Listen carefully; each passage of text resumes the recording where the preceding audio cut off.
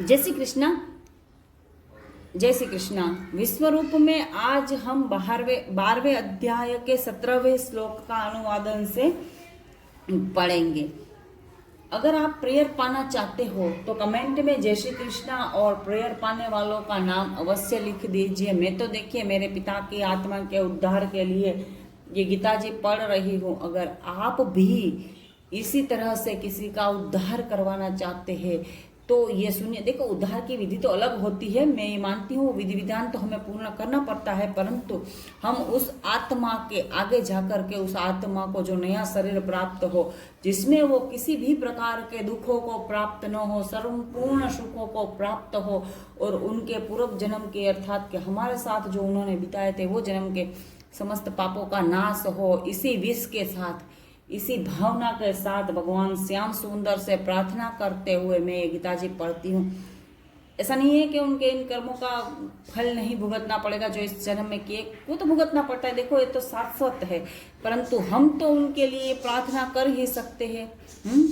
और परमात्मा का भक्त परमात्मा को अवश्य ही प्राप्त होता है। ऐसा नहीं है कि कोई किसी के लिए कुछ नहीं करता।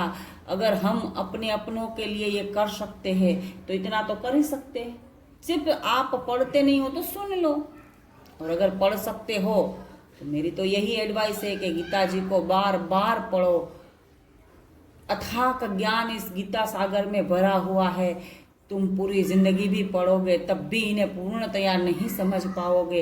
एक एक श्लोक को समझने के लिए बहुत समय लग जाता है। एक एक श्लोक का अनुवाद समझो, एक एक श्लोक के हर एक शब्द को समझो। बहुत ही गुड रहस्यमयी और ज्ञानमयी गीता है। गीता अपार ज्ञान का सागर है। परमात्मा ने दोनों सेनाओं के बीच में अर्जुन के रथ को खड़ा करके टेलीपैथी के द्वारा ये गीता जी कही थी। अगर संजय उस टेलीपैथी में कंबाइंड नहीं होता, जुड़ा हुआ नहीं होता, तो आज हम ये गीता जी पढ़ते नहीं।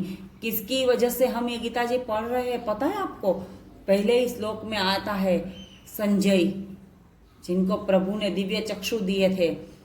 और दिव्य चक्षु मतलब कि वो टेलीपैथी से भगवान से कनेक्टेड था, इसीलिए परमात्मा और अर्जुन के बीच के सारे संवाद उसने धृतराष्ट्र को कहे थे और उन्हीं के मुखारविंद से हम सुन रहे हैं। परमात्मा के मुखारविंद से निकली हुई गीता शब्द है संजय के। ठीक है, ये मैं भली प्रकार मानती हूँ क्योंकि मैं बहुत बार गीता जी पढ़ चुकी, 90 बार पढ़ चुकी, 91 बार आप लोगों के सामने पढ़ती हूँ, है ना। चलिए शुरू करते हैं। जय श्री कृष्ण। जो ना कभी हर्षित होता है, न द्वेष करता है, न शोक करता है, न कामना करता है, तथा जो शुभ और अशुभ संपूर्ण कर्मों का त्यागी है, वह भक्ति युक्त पुरुष मुझको प्रिय है। जो शत्रु मित्र में और मान अपमान में सम है, तथा सर्दी गर्मी और सुख दुखादि द्वंद्वों में सम है और आसक्ति से रहित है। जो निंदा स्तुति को समान समझने वाला, मननशील और जिस किसी प्रकार से भी शरीर का निर्वाह होने में सदा ही संतुष्ट है और रहने के स्थान में ममता और आसक्ति से रहित है, वह स्थिर बुद्धि भक्तिमान पुरुष मुझको प्रिय है। परंतु जो श्रद्धायुक्त पुरुष मेरे प्राण होकर इस ऊपर कहे हुए धर्ममय अमृत को निष्काम प्रेम भाव से सेवन करता है, वे भक्त मुझको अतिशय प्रिय है। ओम तत्सदिति श्रीमद् भागवत उपनिषदसु ब्रह्म विद्यायाम योग शास्त्रे श्री कृष्ण अर्जुन संवादे भक्ति योगो नाम 12वां अध्याय समाप्तम। जय श्री कृष्ण भगवान की जय। मुख मुरलीधर माधव गोविंद गोपाल की जय हो।